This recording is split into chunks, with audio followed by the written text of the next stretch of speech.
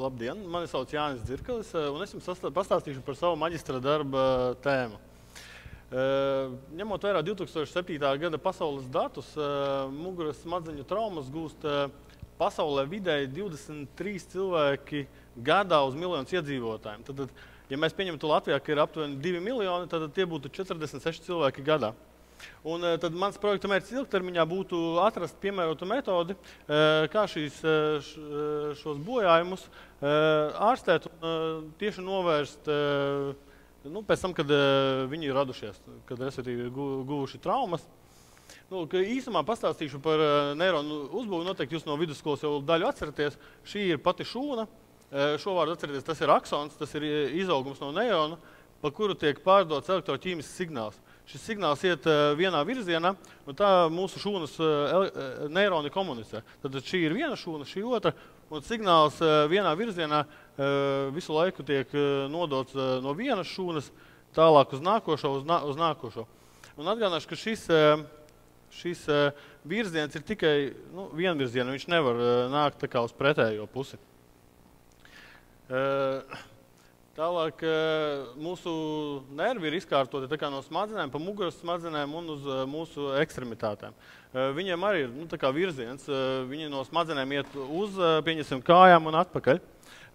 Tas ir kā piemēram, ja mums iesāpās elkonis, šeit signāls aiziet caur muguras smadzenēm uz galvas smadzenēm un atpakaļ. Ir ļoti svarīgs tas signāla virziens, tas ir tas no šūnas aksona virziens, pa kurieni tas signāls aiziet tieši no tās traumētās vietas līdz smadzenēm. Ja notiek tieši muguras smadzeņu bojājums, tad šeit ir tie aksoni, šis ir muguras smadzeņu šķērsgriezums, tikai sagriezts uz sānu. Šie ir aksoni. Tad, kad tiek noticis muguras bojājums, šeit izveidojas tāda trauma un izveidojas tāda cista. Un ir atsevišķas šūnas, kuras veido šeit rētaudus, kas nobloķē šos ceļus. Tāpēc arī notiek tā, ka cilvēki vairs nejūt ekstremitātes un nejūt arī pretējo pusi, pieņemsim, nav sajūtu un nav arī tādu signālu, jo vienkārši šūnas ir pāraudas un signāls vairs netiek cauri.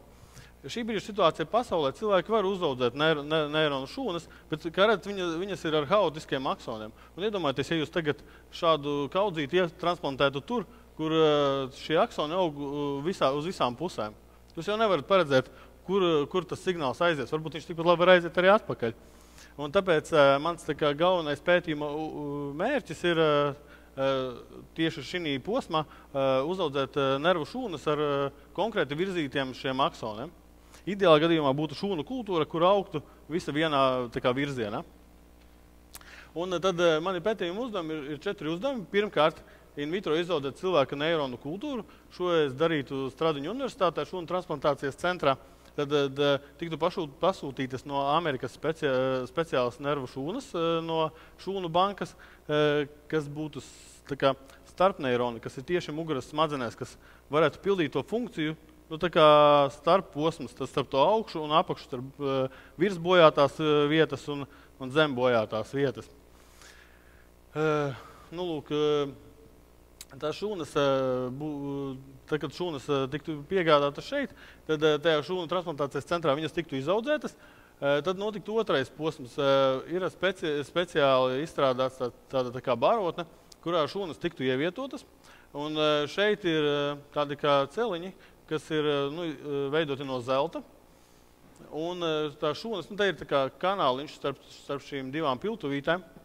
Un tad varētu nomērīt gan šūnu starpu šī šķidruma elektrisko caurlaidību un parametrus, kāda būtu tā labākā vadītspēja tieši šim šķidrumam, šīm šūnām ar to šūnu starpu šķidrumu. Sekojuši tad būtu nākošā, to mēs sadarbotos ar Rīgas Tehnisko universitāti, jo mēs esam sākuši sarunas ar profesoru Galkinu, kad izveidot šādu speciālu iekārtu, kas, ja šis būtu tas trauciņš iedomātais, tad vienā galā viņas tiktu stimulēts ar elektrību. Ir tāds pētījums, kurā ir pierādīts, ka šī elektrostimulācija tieši veicina šo aksonu izaugumu un tieši virzienu, uz kurienu viņi aug. Un šis tad būtu tas ideālais gala rezultāts, kas būtu pēc tieši tās elektrostimulācijas. Nu, lūk, un šeit būtu filtrs, kas ielikts, lai tas elektrība neietu tā kā tālāk, lai viņa būtu ierobežotā vietā. Tad mana metode būtu, es izmantotu 4 barotnes, 3, kuras tiktu ar mainīgu strāvu tā kā stimulēts, viena būtu kontroles. Un dati tiktu analizēti, ir tāda speciāla iekārta Stradiņu slimnīcā, kurā šī platīte tiktu ievietot, un viņu visu laiku filmētu. Viņu visu laiku filmē, un tur var katrai šūnai iedot savu tā kā, ne adresi, bet tā kā savu vietu, un tad var kontrolēt, cik ir izauguši tie aksoni, un kā viņas arī ir migrējušas un pārvietojušās. Kāda situācija ir šobrīd? Es izstrādāju savu darbu Latvijas universitātē, Paula Stradiņa Kliniskajā universitātes slimnīcā šūnu transplantācijas centrā. Es viņus tā kā audzēšu. Rīgas Tehniskā universitāte izstrādās potenciāli to iekārtu, kas viņas stimulēs. Un Mikrotīk ir finansējis tādu vienu fondu Latvijas universitātē, kur ir uzrakstīts šis pieteikums. Es ļoti ceru, ka viņi atbildēs ar pozitīvu rezultātu un iedos kaut kādu daļu finansējumu tieši priekš tām šūnām. Tad paldies. Un vēl pieminēšu, kāpēc visur bija šis Supermens visos slaidos.